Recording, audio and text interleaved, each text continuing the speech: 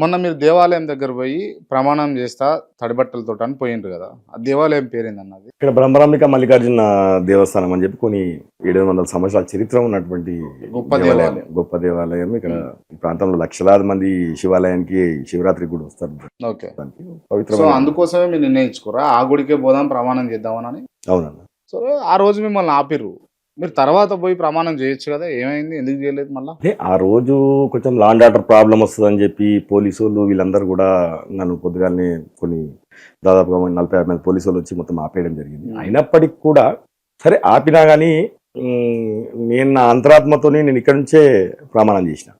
దైవ సాక్షిగా ఏదైతే ఆయన ఆరోపణ చేసిన దానికి ఏకాన రూపాయి నాకు తెలియదు, నేను దైవ సాక్షిగా అని చెప్పి డైరెక్ట్ గా మీడియా ద్వారా ఇక్కడ నుంచే నేను దేవుని ప్రమాణం తిన్నా.